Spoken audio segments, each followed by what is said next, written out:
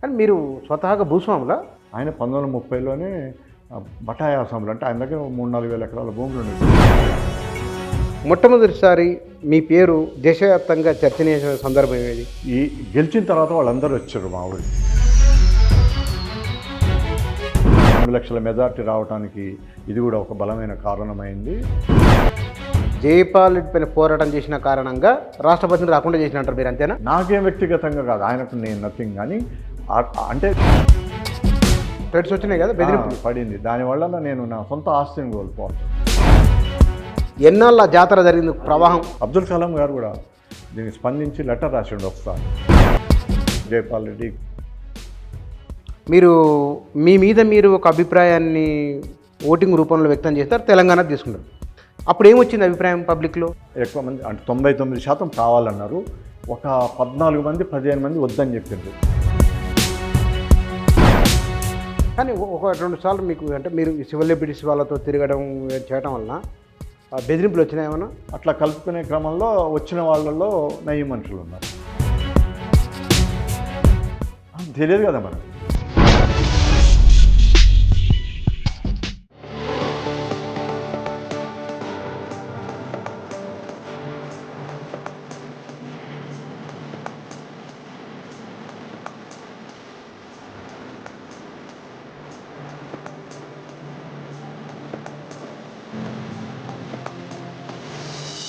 నమస్తే. వ్యక్తులుగా ఒక గుర్తింపు ఉంటుంది, నాయకులుగా ఒక గుర్తింపు ఉంటుంది, సమాజ సేవ చేసే వారికి ఒక గుర్తింపు ఉంటుంది. కానీ ఇన్ని రకాలుగా గుర్తింపును పొందిన వ్యక్తులు అక్కడక్కడ ఒకరో ఇద్దరు మనకు తారసపడుతూ ఉంటారు. అటు సేవా రంగంలో కానీ, ఇటు రాజకీయ అంశాలను ప్రభావితం చేయడంలో కానీ, జీవితం మన కోసమే కాదు 10 మంది కోసము అని ఆలోచించే వారు అలాంటి వారే మట్టి మనిషి. మట్టి మనిషిగా ఉభయ రాష్ట్రాల తెలుగు రాష్ట్రాలలో పరిచితులు. దేశవ్యాప్తంగా కూడా ఆయన పేరు తెలిసింది కొన్ని సంఘటనల వలన. వారు వేనేపల్లి పాండురంగారావు గారు నా దగ్గర ఉన్నారు. వారి జీవితం, ఆ జీవితానికి ఎట్లా జీవిస్తున్నారు, తనతో పాటు తన సమాజాన్ని ఎట్లా చూస్తున్నారు, ఈ విషయాల గురించి మాట్లాడదాం. వారు మన దగ్గర ఉన్నారు. అన్నగారు నమస్కారం. మీ గురించి చెప్పండి. మీ పుట్టి పెరిగిన ఊరు, మీరేం చదువుకున్నారు? మాది నల్గొండ జిల్లా ఆలగడప. అమ్మ వాళ్ళది పాలమూరు జిల్లా కొండనాల. నా చదువంతా మిర్యాలగూడెంలో అయింది. ఇంటర్ అయిపోయిన తర్వాత అంటే మా నాన్నకు చదువు అంటే ఈ యూనివర్సిటీలోకి వెళ్ళటం, కాలేజీలోకి వెళ్ళటం ఇష్టం ఉండేది కాదు. ఆయన స్వతహాగా ఇంటి దగ్గర ఉండే బాగా చదువుకున్నాడు. 5-6 భాషల పండితుడు. అన్నిట్లో ఇంగ్లీష్, హిందీ, ఉర్దూ, తెలుగు రాసేవాడు. అప్పట్లో ఉన్న వాళ్ళందరూ కూడా అంటే శ్రీ దాశరథి, వీళ్ళ జాషువా, సదాశివ ఇట్లాంటి వాళ్ళందరికి సంబంధించిన అన్నీ కూడా అనువాదాలు చేసేవాడు. అంటే బయట ప్రపంచంలోనే ఎక్కువ నాలెడ్జ్ ఉంటుంది. అంటే చిన్నప్పుడే పోలియో వచ్చి కాలు కొద్దిగా ఉండే, కొంచెం పెద్ద దొరల కుటుంబంలో ఉన్న వ్యక్తి. అందుకని ఆయన ఇంటి దగ్గర అన్ని తాగినాయి. కాబట్టి ఆయన అంటే ఒక అవకాశాన్ని మనం ఎందుకు తీసుకోవాలి, అది ఇంకోళ్ళకు ఉపయోగపడుతుందనే కాన్సెప్ట్ ఒకటి ఉండేది. తర్వాత మనం ఏదో ఒక రకంగా బతుకుతున్నప్పుడు ఇంకొక దాన్ని డిస్టర్బ్ చేయకూడదు, ఇట్లా ఆలోచించేవాడు. అందుకని ఇక నాకు చదువు మీద పెద్దగా ఆసక్తి ఉండేది కాదు. మా అమ్మ నేను చదువుకోవాలని చిన్నప్పటి నుంచి కూడా చాలా ఇదిగా ప్రతిదీ శ్రద్ధతోటి నేను ఆ మాత్రం చదువుకున్నంటే అంటే కాలేజీలోకి వెళ్ళడం, చదువుకోవటం అంటే అమ్మ వాళ్ళని నాన్న వల్ల బాగా జ్ఞానం వచ్చింది, తెలివి అంటే బయట సమాజాన్ని అర్థం చేసుకోవటం వచ్చింది. అమ్మది పాలమూరు జిల్లా అవటం వల్ల చాలా ప్రేమ మనుషులు వాళ్ళకి. పాలమూరు జిల్లా అంటే లోపలికి వస్తుంది. నల్గొండలో విపరీతమైన చైతన్యం. అడుగాడు ఎన్ని త్యాగాలు, ఎన్ని పోరాటాలు, ఎన్ని ఉద్యమాలు.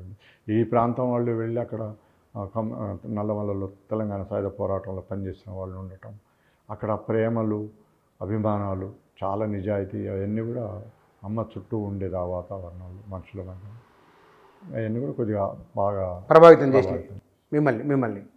కానీ మీరు స్వతహాగా భూస్వాములా? అంటే తాతలు మా నాన్న దగ్గరికి వచ్చేటప్పుడు అదొక విచిత్రమైన విషయం ఉంటుంది. అంటే నాన్న వాళ్ళ తాత పేరు రామారావు. ఆయన 1930లోనే బటాయి అసెంబ్లీ అంటే ఆయన దగ్గర 3-4 వేల ఎకరాల భూములు ఉండేవి. కొప్పోలు 3-4 వేల ఎకరాలు, మసంగి, కొప్పోలు, తర్వాత ఆలగడప, కల్మల్ చెరువు, దామర్చర్ల ఇట్లా ఉంటే ఆయన ఏం చేసిందంటే అప్పట్లోనే బటాయి అసెంబ్లీ అని ఉండేవాళ్ళు. అంటే ఆయన వ్యవసాయం అంతా చేయకుండా అక్కడక్కడ కొంత చేసి మిగతాదంతా కూడా ఎవరికి ఇస్తే వాళ్ళకి చేసేవాళ్ళు. అట్లా వాళ్ళందరికీ అవి ఇచ్చేసాడు 30లోనే. మా ఊర్లో ఉన్నారు అట్లా చాలామంది, అన్ని కులాల వాళ్ళు ఉన్నారు. అట్లా ఇవ్వంగా కొంత మిగిలి ఉండే. మా తాతయ్య లండన్లో బారెట్లా చేశాడు. అట్లా చేసిన తెలంగాణలో రెండో వ్యక్తి ఏమన్నారు, పారెట్లా బారెట్లా చేసి ఆ రోజుల్లోనే క్రిమినాలజీ మీద, వెనుక లక్ష్మణరావు అని పేరు. అయితే ఆ నేపథ్యం నుంచి మా నాన్న వచ్చాడు. కానీ మా నాన్న మీద ఎక్కువ వాళ్ళ అమ్మ వాళ్ళది గోనంపల్లి, మా నాన్నమ్మ వాళ్ళది. అది వాళ్ళది మళ్ళీ పాలమూరే. ఈ పాలమూరు ప్రభావమే చాలా ఉంది మా నాన్న మీద కానీ నా మీద కానీ. అంటే ఆ ఎక్కడ కూడా ఆ లక్షణాలు ఉండేది కాదు మా నాన్నలో కానీ వాళ్ళు. అందుకని నన్ను కూడా అట్లనే పెంచేవాళ్ళు. దానికి సంబంధించిన ఏది కూడా అంటలే. మొట్టమొదటిసారి మీ పేరు దేశవ్యాప్తంగా చర్చనీయ సందర్భం ఏది? అది అప్పుడు సర్పంచ్గా రెఫరెండం పెట్టుకున్నప్పుడు. అంటే నిజానికి నేను అంటే నాకు రాజకీయాల్లో కూడా అదే ఆ సర్పంచ్ పదం అనేది కూడా ఒక అంటే నేను చెప్పాను అదే మనం అనుకున్న ఆ కులం తాలూకు ఉంటే కొన్ని ఏమంటారు మనకు ఒక వస్తాయి, కొన్ని తెలియకుండానే కొన్ని వస్తాయి. అట్లా నాకు కూడా చిన్నప్పటి నుంచే ఒక గౌరవం ఇవన్నీ ఉండేదన్నమాట. దాంతో నన్ను చాలాసార్లు సర్పంచ్ ప్రయత్నం సర్పంచ్ చేయాలని నేను చాలాసార్లు తప్పించుకున్నాను. అంటే ఈ ఎన్నికలు, ఈ ఓట్లు, ఈ వ్యవస్థ వీటన్నిటి మీద ఎప్పుడు మనకు కొంత గందరగోళాలు ఉండేది కదా. ఇవన్నీ కూడా నేను బాగా ఎక్కువ ఉద్యమాల వైపు ఆకర్షిస్తున్నాను.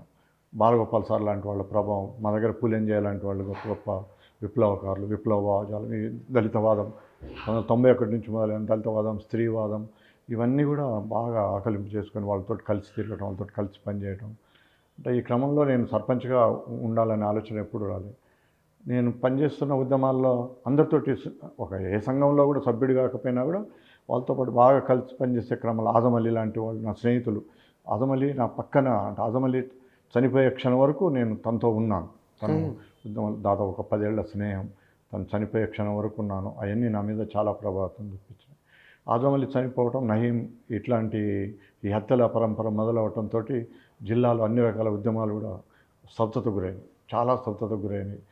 చాలా ఖాళీ ఏర్పడింది. ఆ స్తబ్దతలో ఎన్నికలు రావటం, ఎన్నికలు వచ్చినప్పుడు నన్ను బలవంతంగా మా ఊరు వాళ్ళ ప్రేమతో, చాలా గొప్ప మనుషులు ఊళ్ళో వాళ్ళే. అసలు నాకు ప్రమేయమే లేదు, నేను వేయనన్నా కూడా. అంతకుముందు ఒక అతను చాలా మంచి వ్యక్తి, అవతల నిలబడ్డ వ్యక్తి కూడా, అతను ఇనాన్మస్ అనుకున్నాము. నన్ను బలవంతంగా తీసుకెళ్ళి వాళ్ళే నామినేషన్ వేసిండ్రు, వాళ్ళే డబ్బులు కట్టిండ్రు. ప్రచారం లేదు, అడగటం లేదు, తిరగటం లేదు. అంత వాళ్ళ అభిమానంతో గెలుచుకున్నారు. కానీ నాకు తెలుసు గెలిచినంత మాత్రాన ఏదో మొత్తం మారిపోతాయి అనుకోలేదు. నాకు మొదటి రోజే చెప్పేసినాం, మీకు ఏదో మీరైతే గెలుచుకున్నారు, కానీ మీరు ఏదైతే ఆశలు ఆలోచనలు ఉన్నాయో అవి నెరవేరుతాయని నేను అనుకోవట్లేదు. మీకు అట్లా ఎప్పుడు వద్దు అనుకుంటే అప్పుడు చెప్పేయండి, వద్దురా బాబు అనండి, వెళ్ళిపోతానని చెప్పాను. అట్లా నేను 3 నెలలకు 2 నెలలకు ఒకసారి సమావేశాలు పెట్టడం, మాట్లాడటం, పనులు జరుగుతూనే చేస్తూనే ఉండేవాడిని. నాకు చాలా సంతృప్తి ఉండేది. అసలు అంటే నాకున్న ఉద్యమాల అనుభవం ఇవన్నీ చూస్తే అది అసలు ఏమి జరుగుతున్నట్టే అనిపించేది కాదు అని చెప్తే వాళ్ళు ఏం చెప్పేవాళ్ళు కాదు. ఎక్కడన్నా బయటంగా ఏమన్నా మొహమాట పడుతున్నారేమనుకున్నప్పుడు అట్లా చాలాసార్లు ఆలోచించినాక ఒక రాత్రి అనిపించింది, అసలు ఏమనుకుంటున్నారు వీళ్ళు, మొహమాటానికి నన్ను భరిస్తున్నారా, లేకపోతే భయపడుతున్నారా? ఏదో భయం అనేది ఉండదులేండి నా విషయంలో. ఎందుకంటే నేను చాలా వాళ్ళతో చాలా కలిసి ఉంటారు కాబట్టి భయపడదు, కానీ మొహమాట పడుతున్నారేమనుకొని ఏదో ఒకటి చేయాలనుకున్నాను. మొదటి సంవత్సరమే మొదలైంది. మొదటి సంవత్సరం ఏదో చేయాలనుకున్నాను, కానీ ఏం దానికి రూపం రాలేకపోయింది. ఒక సమావేశం ఏర్పాటు చేశాను, ఆత్మీయంగా చెప్పినాం. అంటే అది కాలేదు, ఇది కాలేదు అంటారంటే మరి నేను వెళ్ళిపోతాను, మనం ఇంకెవరినన్నా వెన్నుకుందాము అని అంటే వద్దులేండి అని చెప్పాను. నేను గెలిచినప్పుడు టీఆర్ఎస్ అభ్యర్థి మీద, అప్పుడు తెలంగాణ ఉద్యమం కూడా బాగా బలంగా ఉన్నది. వాళ్ళు పొత్తులో ఉన్నారు, ఏది కాంగ్రెస్ గవర్నమెంట్కు. అట్లా ఏమన్నా అవకాశం ఉంటుందేమంటే వాళ్ళు ఒప్పుకోలేదు. సరే అని 2వ సంవత్సరం నేను దీనికి ఏదో ఒకటి చేయాలనుకుని అప్పుడే ఆలోచన వచ్చింది, అసలు ప్రజాభిప్రాయాన్ని రహస్యంగా సేకరిస్తే బాగుంటుందేమో, ఇట్లా చెప్పలేకపోతున్నారేమో అని పిల్లలకు చెప్పి కనుక్కోండి అంటే అక్కడ కూడా ఏం రిజల్ట్ రాలేదు. ఇట్లా కాదని చెప్పి నేను ఒక బ్యాలెట్ తయారు చేసుకొని ఓటింగ్ పెట్టుకొని. ఏమేమి రాశారు బ్యాలెట్లో? మిగతా సమయం అంటే 2 ఏళ్ళు పూర్తయింది కదా, 2 ఏళ్ళు పూర్తయింది. ఉండాలా వద్దా, ఇదే 2 క్వశ్చన్లా? 2 క్వశ్చన్. అంటే నేను సర్పంచ్గా ఉండాలా వద్దా? 2 అది ఇంకోటి కూడా పెట్టాల్సి ఉంటే ఏం పెట్టాల్సి ఉంటుంది? మా మధ్యస్థంగా ప్రతిదానికి ఒక మధ్యస్థమైన ఏమో అంటే న్యూట్రల్స్ ఉంటారు. తెలంగాణ కావాలన్న వాళ్ళు ఉన్నారు, వద్దన్న వాళ్ళు ఉన్నారు, అన్నవాళ్ళు ఏ ప్రతి విషయంలో ఉంటారు. అవును అవును. అది పెట్టాల్సి ఉంటే అప్పుడు రాలేదు. తెలంగాణ రాష్ట్రానికి కోసం మనం మళ్ళీ రెఫరెండం పెట్టినప్పుడు ఆలోచన వచ్చింది. ఏమో అనే వాళ్ళు కూడా ఉంటారు, వాళ్ళకి ఒక సందిగ్ధం ఉంటుంది. అవును. అయితే అప్పుడు ఉండాల వద్దా అని పెట్టినాక మళ్ళీ నేను మానవ హక్కుల వేదిక వాళ్ళను, పౌర సంఘాల వాళ్ళను, అన్ని విప్లవ సంఘాల వాళ్ళను, ప్రజా సంఘాల వాళ్ళను, జన విజ్ఞాన వేదిక వాళ్ళను, లోక్ సత్తా వాళ్ళను అందరినీ కలిసిన నేను ఇట్లా కార్యక్రమం చేస్తున్నా, మీరందరూ సహకరించండి అని చెప్పి రాజీనామా రాసి ఇచ్చేశాను. సుబ్బారావు సార్ అని మా గురువు గారు, చాలా గొప్ప వ్యక్తి. ఎవరికి ఇచ్చిన రాజీనామా మీరు? సుబ్బారావు సార్ అని మానవ హక్కుల వేదిక నాయకులు, ఆ ప్రాంతం మా ప్రాంతంలో చాలా గొప్ప వ్యక్తి. ఓకే, అంటే మీరు గ్రామ సర్పంచ్ ముందే రాజీనామా చేసేసి వారికి ఇచ్చి, ఈ సంఘాల వాళ్ళ మన ముఖ్యంగా జర్నలిస్ట్ మిత్రులకు, అంటే పాత్రికేయ సంఘాలు ఉంటాయి, జర్నలిస్ట్ అందరినీ కలిపి మీరు రండి, ఊళ్ళోకి రండి, మీరే ఎన్నికలు నిర్వహించండి, ఆ ఎన్నికల్లో ప్రజల తీర్పు ఏది వస్తే దాన్ని మనం అమలు చేద్దాం అని ముందే రాజీనామా చేసి ఇచ్చేసి ఎన్నికల్లో పోయాం. ఆ ఎన్నికల్లోకి పోయేంత వరకు ఎందుకంటే మళ్ళీ పోలింగ్ బూత్ పెట్టినాం. ఎంఆర్ఓ గారిని కలిసినాం, ఎండిఓ గారిని కలిసినాం, అది కొట్టించడం, మన పత్రాలు కూడా కొట్టేయడం జరిగింది, అన్ని పంచడం జరిగింది. అయితే మాకు కూడా ఏం అనుభవం లేదు, అసలు అది ఎట్లా రిజల్ట్ ఎట్లా వస్తుందో తెలియదు. ఏదొచ్చినా ప్లెబిసైట్ అని విన్నాము తప్ప ఆచరణలో ప్లెబిసైట్ అంటే మనం ప్రాంతాలకు సంబంధించి కానీ వ్యక్తులకు సంబంధించి అదే లేదు, ఎప్పుడు జరగలేదు. ఏం జరుగుతుంది, ఏదైనా జరగని నేను హాయిగా వెళ్ళిపోవాలని అనుకున్నా. నాకేం పెద్దగా దాని గురించి ఆలోచన చేయాలి. జరిగిన తర్వాత ఎన్నికలు అవుతుంటే దానికి కొంచెం అది అందరిలో ఒక ఆశ్చర్యం వేసింది. చాలామంది అన్నారు కూడా, ఎందుకు ఇంత సాహసం చేస్తున్నావు, ఓడిపోతావు అన్నారు.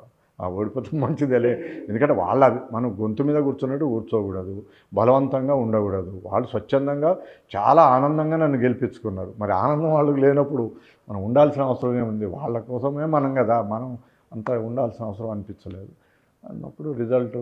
అప్పటికి ఇంకా మీడియా లేదు, సోషల్ మీడియా అసలు లేదు, ఎలక్ట్రానిక్ మీడియా ఒకటో రెండో ఉన్నట్టున్నారు, టీవీ వాళ్ళు, పేపర్. కానీ జరిగిన తర్వాత అది చాలా పెద్ద అయింది. ఏబికే గారు మీ ఊళ్ళో మొత్తం ఓట్లన్నీ మీకు ఒక విచిత్రమైన, మా ఊర్లో 2-3 ఊర్లు ఉంటాయి. ఒకటి క్యాంపు, అంటే ఆంధ్ర నుంచి వలస వచ్చిన వాళ్ళు కమ్మలతో కలిసినది ఒక చిన్న ఊరు ఉంటుంది, పూర్తిగా రెడ్లో ఉన్న ఒక ఊరు ఉంటుంది. మా ఊరు అంతా, మా ఊర్లో అంతా మన బీసీ ఎస్సీ ఎస్టీ వాళ్ళే ఉన్నారు. నేను ఒక్కడనే ఆ ఊళ్ళో ఇక అట్లా ఉన్నా. మళ్ళీ మా ఇంట్లో కూడా 3 అమ్మ నాన్న నేను, ఇక మేము 3 అనమాట. ఇంకా వేరే వాళ్ళు కర్ణాలు ఉండే కానీ వాళ్ళు వెళ్ళిపోయారు, పట్టణానికి వెళ్ళిపోయారు, రెడ్లు లేరు. అప్పుడు ఓట్లు అయితే వాళ్ళు ఏమన్నారంటే, నిన్న 5 ఏళ్ళకి ఎన్నుకున్నాం కదా, ఇంకా మళ్ళీ నీకు ఓటు వేయాల్సిన అవసరం లేదు కదా అని చాలామంది వెళ్ళిపోయిండు. అంటే మేము ఇంకా నిన్ను ఎన్నుకున్నాము, నువ్వు ఉండాలి మాకు, అంతే.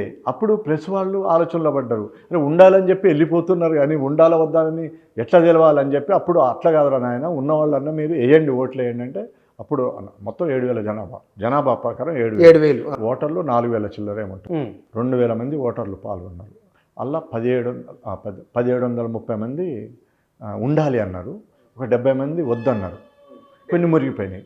ఆ 70 మంది వద్దనటానికి కారణం ఏంటంటే, అప్పటికే వాళ్ళు కొంచెం గ్రామంలో చిన్న చిన్న రాజకీయాలు చేయడము, పార్టీలకు సంబంధించిన వాళ్ళు, పార్టీల ఒత్తిడి కూడా వాళ్ళ మీద బాగా ఉన్నది. మీరు మనం పార్టీ తరఫున కనీసం నిరసన చెప్పండి, అతనికి వ్యతిరేకంగా నిరసన చెప్పండి అనేది ఒకటి ఉంది. తర్వాత ఈ సారా ఉద్యమం జరిగింది, బాగా పెద్ద ఎత్తున మద్యపాన వ్యతిరేక ఉద్యమం. ఆ సారా అమ్మేవాళ్ళు కొంచెం అసంతృప్తి, రకరకాల 70 మంది వ్యతిరేకంగా వేసాము. 70 మంది 1,730 మంది దానికి వేసి ఒక 20-30 వృధా అయిపోయాయి, వేస్ట్. మీ పరిపాలన మీదే మీరు ఒక పరీక్ష పెట్టుకున్నారు కదా, ఎన్నికలు పెట్టుకున్నారు మీరు, మళ్ళీ చెప్పండి. మళ్ళీ ముగింపు నాడు కూడా జరిగింది. మళ్ళీ ముగింపు నాడు కూడా ఈ 5 ఏళ్ల పాలన ఎట్లా ఉందనేది జరిగింది. మళ్ళీ ఓటింగ్ పెట్టారు, సేమ్ ఇట్లా. అప్పుడు కేవలం 10 మందే అది బాగుందా బాగలేదా ఏమో, ఇప్పుడు 3 పెట్టాను. బాగుందన్న వాళ్ళు ఎక్కువ మంది ఉన్నారు, బాగలేదన్న వాళ్ళు 10 మంది, ఏమో అన్న వాళ్ళు ఎక్కువ మంది ఉన్నారు, 100 మంది దాకా ఉన్నారు. ఓకే, బాగుందన్న వాళ్ళు ఎంతమంది? బాగుందన్న వాళ్ళు 18 చాలా మంది ఉన్నారు, అంటే నాకు గుర్తు, ఒక 2-3 వేలు ఉంటారు. ఉంటారు. అంత జరగలేదు, అంతమంది రాలేదు కానీ బాగానే ఉన్నారు, 2,000 మంది పైన. మెజారిటీ 90% పరిపాలన. జస్ట్ బాగలేదన్న వాళ్ళు 10-15 మంది అయిపోయి. మరి ఇంకేమిటి, లెక్కనే కదా అది, ఎర్రర్ కింద తీసేయచ్చు. అదే ఆ తర్వాత దాన్ని మనం తెలంగాణ విషయంలో కూడా నాకు అదే. ఇక్కడ ఇది చెప్పండి నాకు, తెలంగాణ కోసం మీరు అలగడప అనేది పత్రికల్లో పెద్ద వార్తలతో సంచలనం, రాష్ట్రంలో, ఉమ్మడి రాష్ట్రంలో. మాకు అసలు ఊహించలేదు, జీవితంలో అనుకోలేదు అసలు. అది ఏబికే గారు పెద్ద ఆర్టికల్ రాశారు. తర్వాత టంకశాల అశోక్ గారు అన్ని పత్రికల్లో బాగా వచ్చాయి. తమిళనాడు నుంచి, అక్కడి నుంచి వీళ్ళు అంటే సర్పంచులకు సంబంధించి ప్రజాస్వామికంగా పనిచేసేవాళ్ళు, ఎన్ఆర్ఐలు చాలామంది అట్లా విజిట్ చేయడానికి ఊరికి చాలామంది చాలా రకాల వాళ్ళు వచ్చారు. ఎన్నాళ్ళ జాతర జరిగింది ప్రవాహం? దాదాపుగా 2-3 ఏళ్ళు జరిగింది. నేను దిగిపోయిన తర్వాత కూడా బాగా జరిగింది.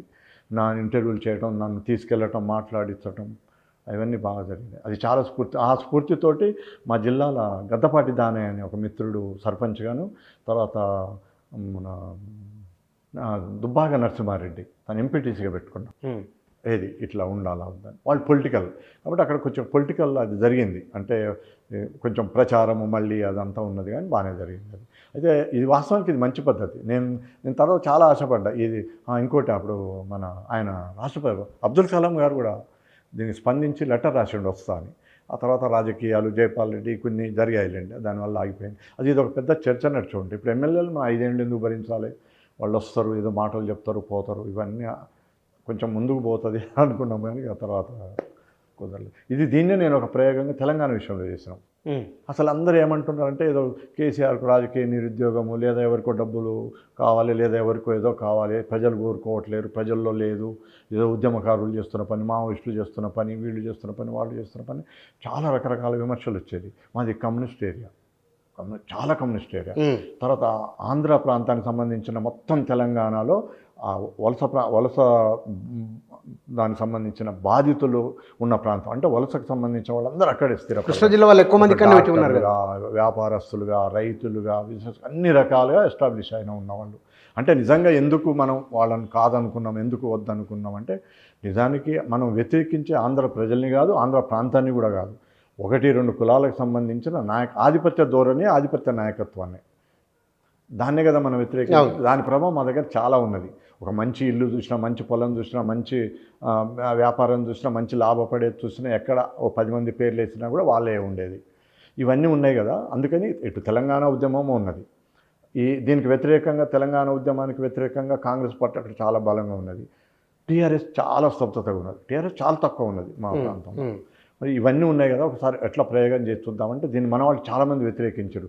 ఒకవేళ ఈ రిజల్ట్ వ్యతిరేకంగా వచ్చిందనుకోండి, ఇది వాళ్ళు బాగా హైలైట్ చేసుకుంటారు ఆ ప్రాంతం వాళ్ళ, ఆ పత్రికలు, అది దానివల్ల నష్టం జరుగుతుందేమనంటే ఎందుకు నష్టం జరుగుతుంది? ఇక్కడ ఈ ప్రజల అభిప్రాయం అది. అవును, మొత్తం అట్లనే తెలంగాణ అంతా మనం చూద్దాం, కరీంనగర్లో చూద్దాం, ఆదిలాబాద్లో చూద్దాం. నిజంగా ప్రజలందరూ కోరుకున్నప్పుడు మనం ఎందుకు దాన్ని ముందుకు తీసుకెళ్ళాలి? ప్రజలకు ఇష్టం లేని పని ఎందుకు చేయాలి? ప్రజల్ని ప్రేక్షకులుగా చేసే పనులే మనం చేస్తాం అన్నీ కూడా.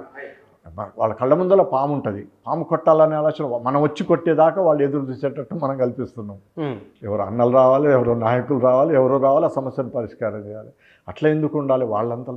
ఇది కూడా ఉద్యమం, నిజంగా ఉద్యమం వాళ్ళ చైతన్యం ఉంది. ఎందుకంటే 1969 ఉద్యమం అంటే మనం చూడలేదు. మలిదశ ఉద్యమంలో మేము బాగా పాల్గొన్నాం. ఎక్కడికి పోయినా పోలీసు వాళ్ళు వెంటాడేవాళ్ళు, కొట్టేవాళ్ళు, అరెస్ట్ చేసేవాళ్ళు, ప్రజల్లో స్పందన లేదు, ప్రజలు వచ్చేవాళ్ళు కాదు. పోనీ అట్లా అని ప్రజల్లో బాధలు లేవా, సమస్యలు లేవా, వ్యతిరేకత లేదా, పోనీ మన పట్ల తెలంగాణ కావాలని ఆకాంక్ష లేదంటే ఎక్కడికి పోయినా బోబెట్టేవాళ్ళు, ఆదరించేవాళ్ళు, చెప్పేవాళ్ళు, వాళ్ళ కష్టాలు చెప్పేవాళ్ళు. వాళ్ళ కష్టాలు చెప్పడం వల్లే కదా మనం ఇవన్నీ రాసుకున్నాం. అంత నిర్బంధాల్లో కూడా ఎన్ని అనుభవాలు ఉన్నాయి, ఎంతో మంది ఉన్నారు.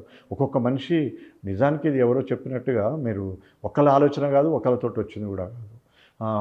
మన వనపర్తిలో 2 వ్యక్తులు, అది కథ రాస్తున్నాను, అది వాళ్ళు బ్రహ్మానంద రెడ్డి గారిని చంపడానికి హైదరాబాద్ వచ్చి హైదరాబాద్లో బాంబులు కొన్నారు కొత్తదాస్ దగ్గర, మలక్పేటలో కొత్తదాస్ దగ్గర 1969లో కొని సైకిల్ మీద వెళ్ళి ఒక ప్రయోగం. ఇంకొక వ్యక్తి 69 ఉద్యమంలో యువకుడుగా ఉన్న వ్యక్తి, నేను కళ్ళతో చూశాను. అతను అర్ధరాత్రి పూట లేచి ఇంట్లో వాళ్ళని లేపి మనం తెలంగాణ తెచ్చుకోవాలని పూనకం వచ్చేవాడు.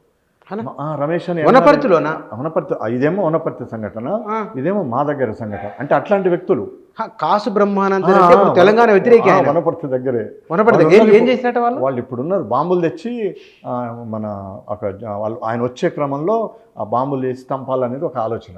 ఎట్లా దొరికింది అంటే అది వేరే రకంగా అయింది. అది ఒక అద్భుతమైన కథ.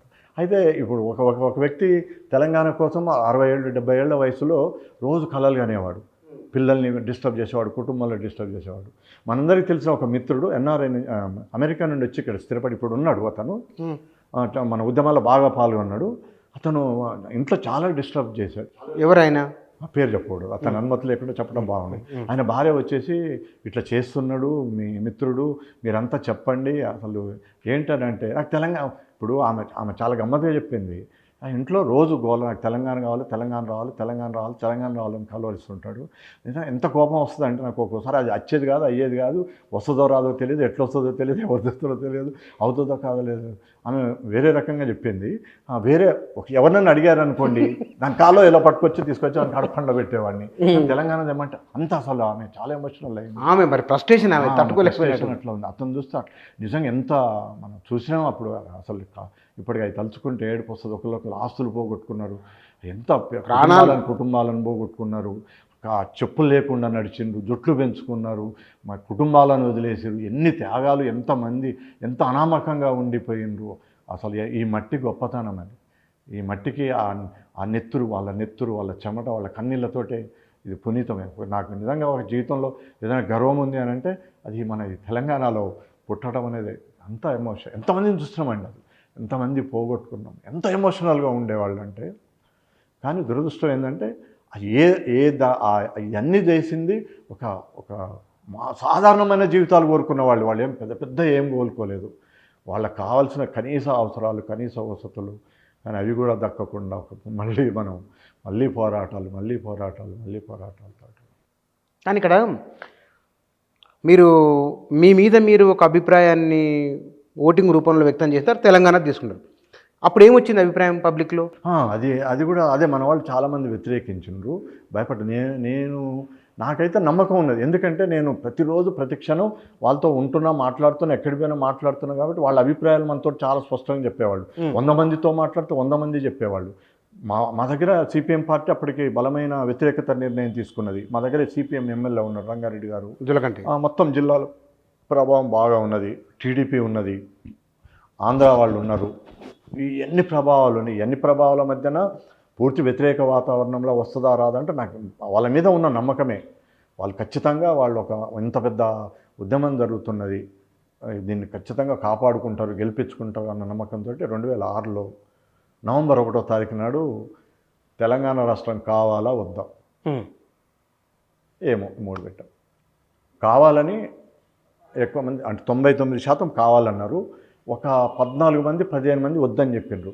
వాళ్ళు ఎవరంటే తర్వాత వాళ్ళ తర్వాత మనకు తెలిసింది, అంటే నాకు తర్వాత వాళ్ళు వచ్చి ఏడ్చిరు. వాళ్ళ తర్వాత వాళ్ళు చెప్పింది ఏంటంటే సిపిఎం పార్టీకి సంబంధించి గ్రామ స్థాయిలో ఉన్న వాళ్ళకు ఖచ్చితమైన అది ఉన్నది, మీరు ఖచ్చితంగా ఈ వ్యతిరేకత ఓటు. అదే వాళ్ళు విశాలాంధ్ర కట్టుబడినారు కదా సిపిఎం అలా అయినప్పుడు. అంతకుముందే మీకు గుర్తుందో లేదు, అంటే మీ ఊర్లోనా ఇది ఎక్కడ జరిగింది ఓటింగ్? ఆలగడపలో. మా ఆలగడపలో జరిగిన తర్వాత రాయనిపాలెం అని ఒక ఊర్లో జరిపినాం, బాదలాపురం, తర్వాత ఒక తండ, ఇట్లా ఒక 5-6 గ్రామాలు జరిపినాం. ఈ ఆలగడపలో నవంబర్ 1వ తారీఖు జరిగిన తర్వాత అప్పటికే కేసీఆర్ కరీంనగర్ విషయంలో రాజీనామా చేసిండు, ఎన్నికలకు పోయిండు.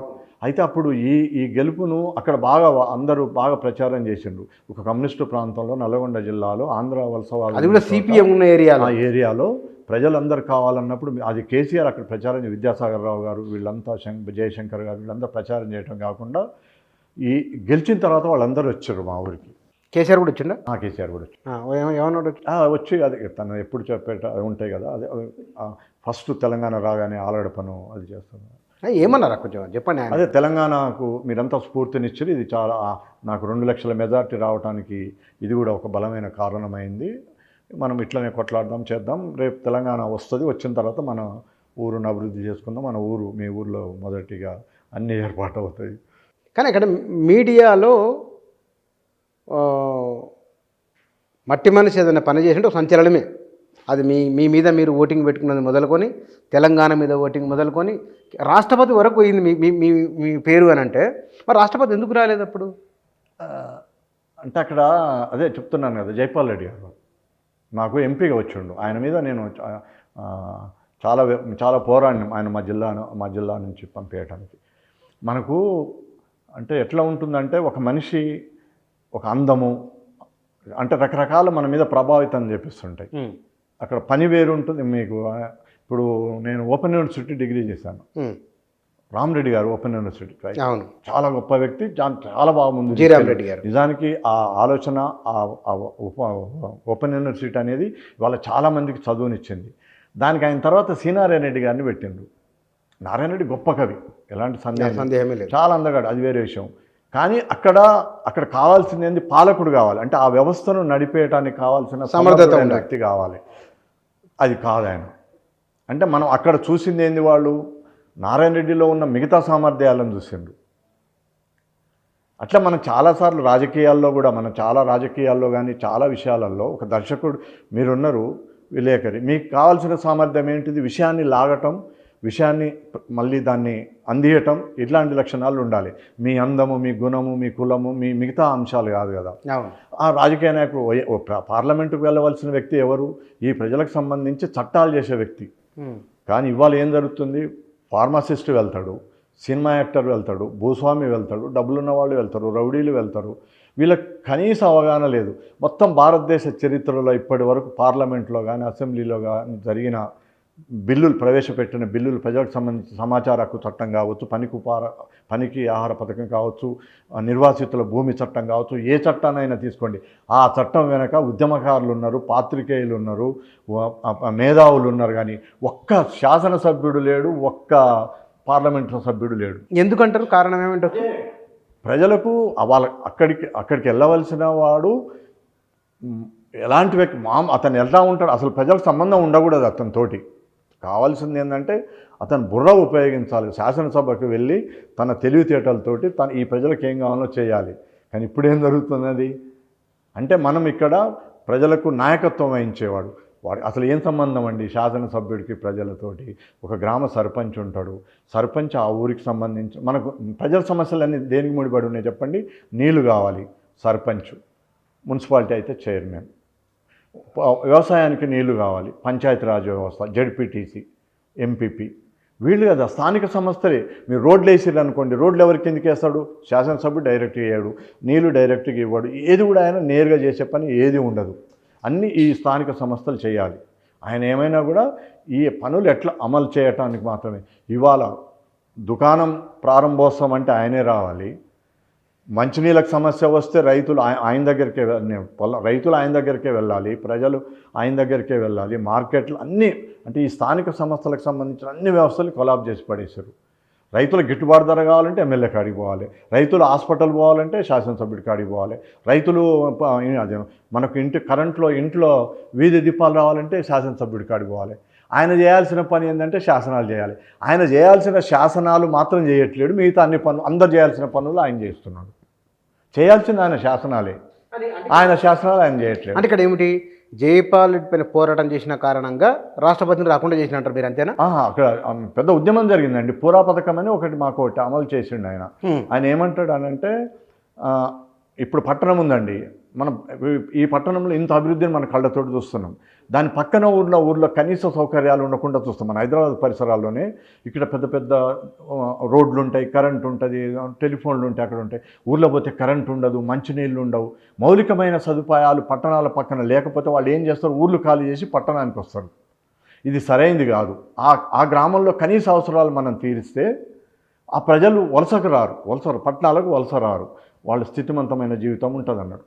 అవి కొన్ని అంశాలు ఉన్నాయి. దానికి వాళ్ళు మా మిర్యాలగూడని ఎన్నుకున్నారు.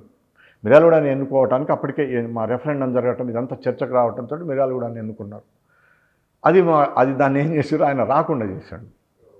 అంటే అక్కడ మీ ఇద్దరికి ఫైట్ జరిగింది. నాకేం వ్యక్తిగతంగా కాదు, ఆయనకు నేను నథింగ్. కానీ అంటే ఆయన అట్లా వివాదాల జోలికి వెళ్ళడు కదా. ఆయన వివాదాల జోలికి వెళ్ళకపోవడం అనేది మంచి విషయం అవుతుందేమో, కానీ ప్రజలకు సంబంధించిన వివాదాలు పట్టించుకోకపోవడం అనేది అసలు మంచి విషయం కాదు కదా. ప్రజలు ఏం కోరుకుంటున్నారు, ఏం కావాలి ప్రజలకు అనే విషయం, ఆ విషయంలో చేయాల్సిందే. చాలా విషయాలు ఉన్నాయి.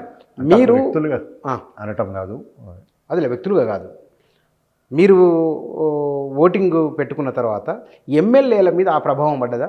మేము అది కూడా చేసినాం. మళ్ళీ ఉత్తమ్ కుమార్ రెడ్డి కోదాడ నియోజకవర్గం, అప్పుడు హుజూర్నగర్ నియోజకవర్గము, మా ఎమ్మెల్యే సిపిఎం మిర్యాలగూడ నియోజకవర్గం, ఇద్దరి మీద కూడా మళ్ళీ జులకంటి మీ ఎమ్మెల్యే జులకంటి ఉండాలా వద్దా, తెలంగాణ రాష్ట్రం కోసం వీళ్ళు రాజీనామా చేయాలనే డిమాండ్ తోటి పూర్తిగా అసలు అది ఒకటి. అప్పటికి ఇంకా మీడియా వచ్చింది కొద్దిగా, ఆ వీడియోలో టీవీ మీడియా వచ్చింది, వీడియో కొంతమంది వచ్చారు, కొన్ని ఛానల్స్ వచ్చినాయి. అప్పటికి విపరీతమైన వందల మంది వచ్చారు.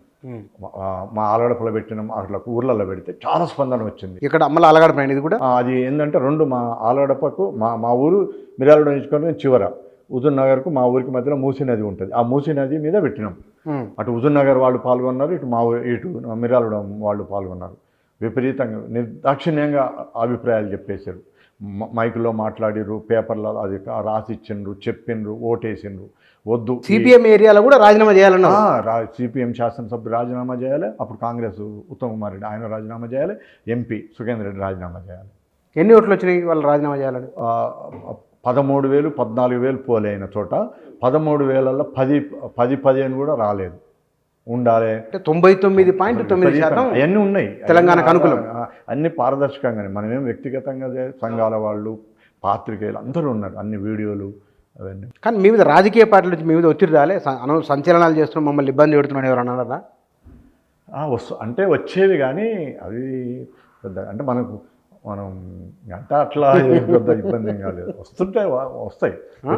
వచ్చినాయి అంటే వాళ్ళు ఏం చేశారంటే, అది కూడా జరిగింది వ్యక్తిగతంగా. ఇప్పుడు మిర్యాలగూడెంలో ఎన్ఎస్పి క్యాంప్ క్వార్టర్స్ అని ఉన్నాయి. అది ఏంది, ఒక 80 ఎకరాల భూమి. ఈ నిజాం నాగార్జున సాగర్ ప్రాజెక్టు కట్టడం కోసం అని చెప్పి ప్రభుత్వం భూమి తీసుకున్నది.